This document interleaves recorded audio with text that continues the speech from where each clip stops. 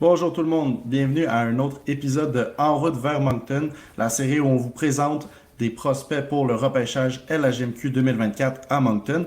Donc aujourd'hui, je reçois Antoine Proulx. Antoine Proulx, un des meilleurs prospects gardiens de but pour le draft LHMQ qui arrive. Puis non seulement ça, un des meilleurs gardiens de but en termes de numéros dans la Ligue QM18 au complet. Donc Antoine, pour commencer, te donner un peu de numéros, 9,35 en pourcentage d'arrêt, 1,97 en nombre de buts alloués par match. Ces deux statistiques-là, tu es le premier dans les joueurs éligibles cette année, mais aussi dans la Ligue QM18 au complet.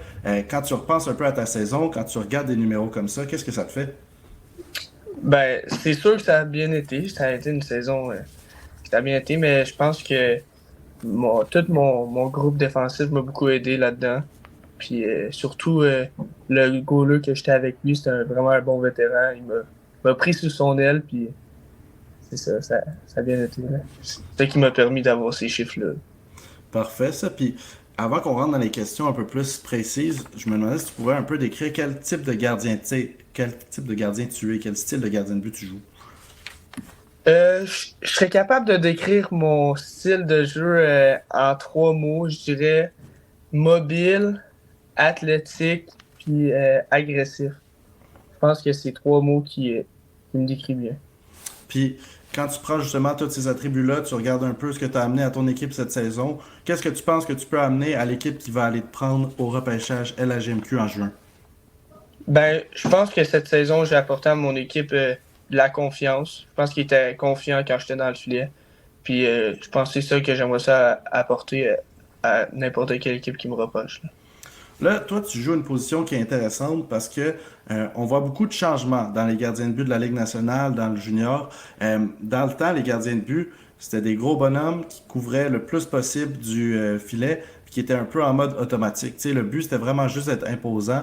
Puis c'est sûr, il fallait faire des mouvements rapides, mais c'était vraiment plus sur ta carrure, à quel point tu peux couvrir le net. Là, maintenant, on voit en LNH des Saros, en LHMQ, on voit des Nathan Darvaux, qui eux sont complètement à l'autre bout du spectre, dans le sens où leur corps va pas couvrir beaucoup du net, mais ils sont tellement agiles qu'ils sont capables de faire beaucoup d'arrêts. Fait que moi, je me demandais, quand tu regardes justement, tu prends un extrême où c'est des énormes gardiens de but qui vont pas beaucoup bouger, mais qui vont couvrir une grande partie du net, puis l'autre bord, des Nathan Darvaux qui vont relier beaucoup sur leur agilité. Où est-ce que tu te situes un peu là-dessus? Ben, moi, j'essaie de prendre un peu des deux. C'est sûr que je m'inspire beaucoup de Saros que tu as nommé. Je Mhm. m'inspire beaucoup de lui. Je trouve qu'il a vraiment des bons pieds, qu'il est bien square. Darbo aussi. Mais aussi le positionnement pas juste le positionnement, mais j'essaie d'en prendre des deux, m'inspirer des deux. Puis c'est sûr que Saros, c'est vraiment lui que je regarde le plus. Mais c'est ça, là. Puis tu parles de un bon skating, puis c'est drôle parce que c'est important pour un gardien de but, mais quand les gens regardent un gardien de but jouer, tu sais, c'est vraiment pas le premier truc qui va sauter aux yeux. Tu sais, je parle d'un fan de hockey qui est pas en train de recruter le gardien de but ou peu importe. Le skating, le gardien de but, c'est pas le premier truc que tu vas remarquer, mais toi, en tant que gardien qui justement dit qu'il est à l'aise sur ses patins, qu'est-ce que ça amène de plus à être autant, tu sais, avoir un bon skating en tant que gardien de but? Ben, avoir un bon skating, ça amène à battre les passes. À battre les passes, ça amène à être centré plus rapidement avant le shot, ce qui est important. Tu sois centré avant le shot, puis après ça, c'est plus facile de faire l'arrêt. Puis là, dans la AHL surtout, là, avec Askarov, on voit beaucoup plus de gardiens qui osent un peu plus jouer la puck. Dans le temps, il y avait Marc-André Fleury qui le faisait beaucoup, mais c'était vraiment particulier. Quel avantage tu penses que ça peut amener à une équipe avoir un gardien de but qui est vraiment à l'aise pour justement aller chercher la puck, faire des petites passes peut-être un peu risquées? Puis toi, est-ce que c'est quelque chose que tu fais un peu ou bien tu préfères rester un peu plus safe? Ben, je pense que les avantages, c'est relancer plus rapidement notre attaque, puis aussi mélanger le forecheck de l'équipe adverse. Ça l'aide beaucoup. Puis moi, je pense que c'est une affaire à travailler. J'essaie de plus en plus. Cette année, je me suis beaucoup amélioré là-dessus. Mais c'est toujours à travailler. Puis c'est sûr que c'est une bonne affaire à travailler. Ouais, c'est ça. Puis c'est le type de truc que tu sais, tu peux être vraiment bon là-dedans, mais on l'a vu avec Marc-André Fleury quand il jouait contre les Canadiens. Une fois, tu fais une erreur, puis c'est le type de truc où après ça, t'as l'air fou. Là. Ouais, mais c'est sûr. C'est pour ça qu'il faut se pratiquer maintenant. Ouais, exact, c'est ça. T'es dans le bon âge pour faire ça. T'en as parlé un peu au début de ton entrée en QM18, comment est-ce qu'avoir un mentor, un autre gardien de but, ça t'a beaucoup aidé, ça t'a aidé à vraiment avoir les numéros que tu as eu cette saison. Puis moi, je me demandais comment un peu le début de ta saison s'est passé, tu sais, en termes de nombre de matchs. Est-ce que déjà au début de la saison, vous partagiez presque 50-50 les matchs ou bien c'est plus vers la fin de la saison que tu as commencé à avoir plus de départs? Ben, je dirais que quand je suis arrivé, euh, c'est sûr que je pense qu'on jouait pas mal 50-50, sauf que il me, comment je pourrais dire ça? C'était voulu que, mettons, je goal plus à l'extérieur ou contre différentes équipes. Mais je pense que ça s'est amélioré. Puis quand ils ont vu qu'ils pouvaient avoir autant confiance en moi qu'en Philippe, euh, c'est ça que ça donne. Là. Puis comment t'as trouvé que justement la gestion de développement t'a poussé à être le gardien de but que t'es en ce moment? Fait que tu sais, justement, le nombre de matchs que tu joues, le coaching avec ton coach de gardien de but, puis tu justement le mentorship encore qu'on en parle de ton partenaire de but. Euh, ben, ça c'est pas. Mon coach de goaler, à chaque semaine, on fait des vidéos sur nos games de la semaine. Fait que je sais déjà sur quoi me pratiquer pour les autres. Puis c'est ça. Fait que je sais déjà quoi travailler. Avec Philippe, j'en parle, puis lui il me donne des avis sur comment ça s'était passé sa saison l'année passée. Puis c'est comme ça que je pense qu'on a travaillé puis qu'on a poursuivi la saison puis que ça a bien été. Là. Puis je serais curieux de savoir de mon passé en entrevue. J'ai souvent eu des joueurs qui me racontent c'est quoi le plus gros défi de faire le saut en tant que skater de QM15 à QM18. Maintenant, je serais curieux d'avoir ta perspective de gardien de but parce que ça vient juste d'arriver pour toi. Quand tu as sauté de QM15 à QM18, tu trouves que c'était quoi le plus gros défi, la plus grosse adaptation? Ben, moi, un défi que j'ai eu, c'est que j'ai été coupé de mon équipe régionale. Là. Dans le fond, je suis dans le territoire des Vikings, fait que j'ai été coupé. Puis quand ils m'ont repêché, ben, l'intégration, ça a été un défi quand même. Là. Nouvelle famille, nouveaux coéquipiers, tout ça. Mais ça a quand même bien été. Mais je dirais, un défi, ça a été les écrans. Tu sais, les gars, ils ont plus peur d'aller devant toi pour bloquer la vue, puis ils sont rendus pas mal plus gros aussi. Là. Puis tu penses-tu que cette expérience-là, justement, de devoir changer de territoire, ça t'a quand même donné un boost de plus cette saison, une motivation de justement, tu sais, là, maintenant, t'es rendu un an plus tard, puis t'es le gardien de but avec les meilleurs stats de la QM18 au complet. Ouais, je pense que ben, j'ai pris ça comme une motivation. Tu sais, j'en veux pas à quiconque. Là. Je suis arrivé ici, puis j'ai pris ça comme une motivation. Je me suis amusé, puis ça a bien été. Là. Puis là, aussi, c'est intéressant parce que ça veut dire que cette année, tu as vécu en pension. À quel point est-ce que tu penses que ça te prépare pour, tu sais, il y a des gars qui arrivent au repêchage de la GMQ, puis eux, ils jouent à 20 minutes de tir où est-ce qu'ils ont grandi. Fait que eux, pour eux, bouger, loin, aller loin, ça peut être un gros défi. Toi, est-ce que tu penses que tu es déjà préparé à ça à cause de ton expérience cette année? Ouais, je pense que c'est un avantage pour moi. Je veux dire, j'ai déjà j'ai déjà une année d'expérience en pension. Je pense que c'est ça, là. Je suis déjà prêt à partir n'importe où, peu importe où je me fais drafter, là.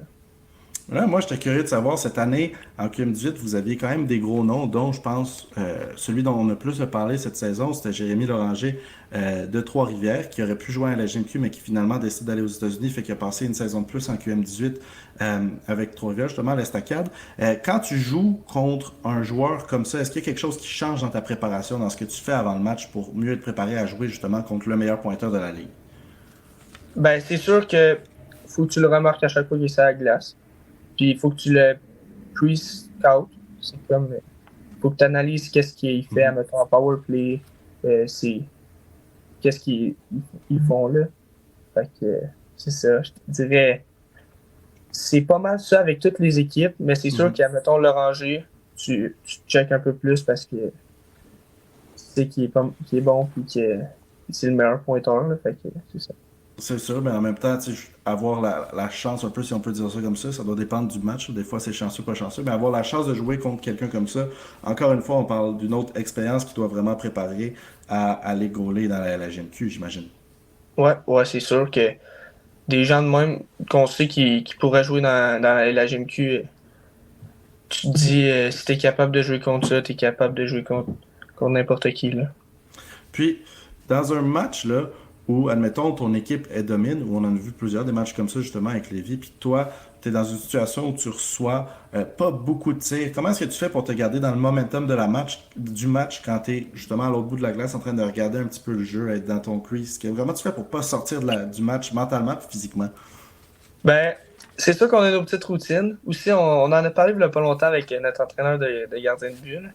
Mais on se répète, on a 3 mots, là, c'est un peu Keaton, mais on se répète nos 3 mots. On parle avec nos défenseurs, on patine, puis on essaie de garder dans la game. On visualise la game l'autre bord. On commence à checker les gars qui embarquent sur la glace et c'est quoi leur threat. On garde ça dans notre tête, là. Puis je pense que quand on regarde le hockey, euh, on pourrait faire le cas comme quoi être gardien de but au hockey, c'est la position avec laquelle il y a le plus de pression, dans le sens où tu es vraiment la dernière ligne avant qu'il se passe quoi que ce soit. Si, je suis sûr que vous mettez aussi beaucoup de pression parce que vous voulez performer le plus haut. Comment est-ce que tu fais pour dealer avec cette pression-là que tu te mets toi, tout ça? Puis comment est-ce que tu fais pour, tu sais, justement, admettons, tu perds un match en prolongation, pas tout te mettre ça sur le dos? Ouais, c'est sûr que tu as beaucoup de pression parce que quand tu fais une erreur, ben, c'est souvent coûteux. Mais je pense que l'important, c'est juste de s'amuser, de revenir à la base, puis de se dire que dans le fond, tu joues au hockey parce que c'est le fun. Puis si tu perds en prolongation, il va en tout le temps avoir un autre match. Mais c'est sûr que c'est ça. Puis, pour un gardien de but, un peu un attrait qui est super important, mais que souvent on n'en parle pas nécessairement, c'est que comme gardien de but, tu peux être flashy, tu peux être excellent, mais ce qui est vraiment très important, c'est d'avoir une consistance. Donc, à chaque match, être capable d'amener ce cam-là, puis des performances régulières sans que ça... Tu préfères gagner un match à 0.905 qu'en perdre un à 9,40. Fait que, comment est-ce que tu fais un peu pour développer cette consistance-là, puis tout le temps arriver dans les matchs avec la même énergie, la même préparation? Ben, pour ma part, je me développe une routine que je fais souvent. Tu sais, on a toutes nos petites superstitions, mais une routine, je pense que ça l'aide beaucoup. J'essaie de pre-scouter l'autre équipe, toute leur threat. Comme ça, je suis déjà mindset dans, dans ce que je vais jouer. Puis c'est ça, la préparation, c'est la clé. Après ça, le warm-up aussi, mais ça rentre dans la préparation. Puis je pense que c'est vraiment ça la clé, là. Puis, euh, qu'est-ce que tu penses qui est l'aspect de ton jeu que tu as le plus amélioré cette saison? Qu'est-ce que tu as vraiment le plus travaillé?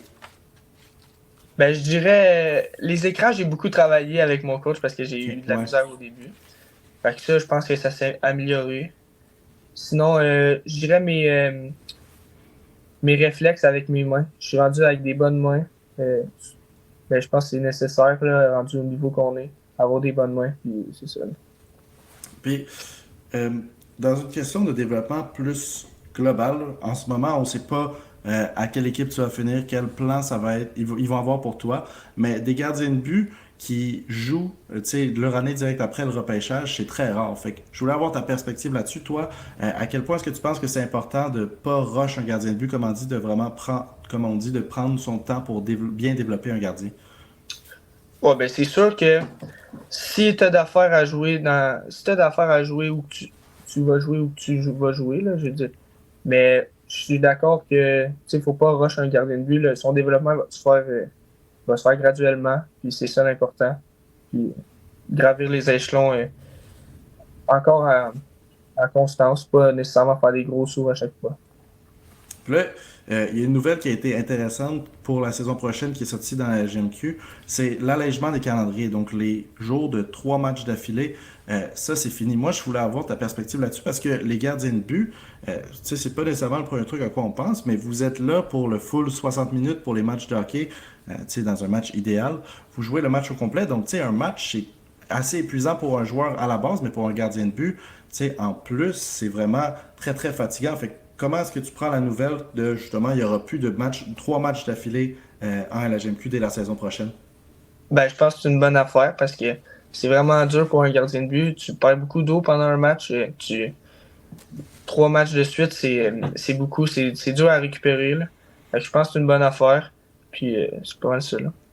Puis pour rester dans la même lancée, Cette année, vous avez eu le tournoi CCM. Comment est-ce que dans un tournoi, puis tu sais, là, vous avez aussi à avoir idéalement la Coupe des champions qui arrive bientôt. Dans des circonstances comme ça où tu es porté à jouer plusieurs matchs en peu de temps, comment est-ce que tu fais pour te garder en forme puis te garder dans la game? Ben, le sommeil, c'est la meilleure affaire.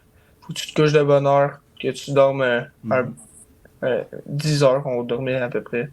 Puis l'alimentation, boire beaucoup d'eau, puis des électrolytes après nos entraînements, puis une bonne séance de stretching aussi. C'est la clé, surtout après nos performances, là. Mais là, t'as piqué ma curiosité. Là. Ça serait quoi ton go-to repas d'avant-match? Je suis pas tant piqué. Je prendrais des pâtes avec de la viande dedans. C'est ça, là. Tout ce qui est rempli mais qui est léger. Ouais, exactement. Là, on a vu, je pense, hier, la deuxième liste de la CSR qui est sortie en vue du repêchage à la GMQ. Puis dans la première, tu étais déjà côté A, puis avec tes numéros, c'était assez évident que dans la deuxième, tu allais rester côté A. Puis moi, je me demande, tu sais, qu'est-ce que ça représente pour toi? Est-ce que ça représente vraiment quelque chose? Ben, c'est sûr que c'est flatteur, là. Tu dis, ah, il y a du monde qui cote A, mais je pense que ça veut pas dire grand-chose. Faut continuer à travailler puis démontrer que tu as ta place dans la GMQ. Puis c'est ça que je me dis. Puis ça me sert de motivation plus que d'autres choses. Puis cette année, avec Lévis, vous rentrez en série ayant une saison régulière de 24 victoires. Donc, tu sais, je voulais avoir sur ta perspective, qu'est-ce qui a autant bien marché avec votre équipe cette saison? Qu'est-ce qui fait que vous êtes un groupe qui marche autant bien, qui gagne autant de matchs? Ben, premièrement, je pense que notre esprit d'équipe est vraiment bonne. On est un groupe soudé. Puis on a une bonne profondeur. Tu sais, on est équilibré partout. On a une bonne défensive. On a un bon duo de goaler. On a une bonne attaque. Je pense que toutes nos sphères, notre power play, notre piqué, tout est bon. Je pense que c'est ça vraiment qui nous unit, là. Puis pendant l'interview, tu as souvent parlé de justement la vidéo, comment tu avais beaucoup utilisé le vidéo cette saison. Fait un peu sur cette lancée-là, est-ce que, je me serais curieux de savoir, est-ce que tu as un gardien de but, que ce soit LHJMQ, LNH, qui est justement ton joueur préféré, puis après qui tu modèles beaucoup ton jeu? Ben, j'aurais dit UC Saros, un peu comme toi. Et dans la LHMQ, je sais qu'il joue plus, mais il y a pas longtemps, mon coach m'a comparé un peu à Thomas Couture. Puis j'ai OK. trouvé que c'était une bonne comparaison. Fait que je dirais ça. Parfait. Ben écoute, ça remplissait les questions que je voulais te poser. Fait que je vais te laisser déjà avec la meilleure des chances pour les séries. Je vous souhaite de vous rendre loin. Puis je te souhaite un bon repêchage. Je pense que tu vas sortir très haut. Puis j'ai hâte de voir où est-ce que tu joues l'année prochaine. Ben, merci beaucoup. Bonne soirée, Antoine.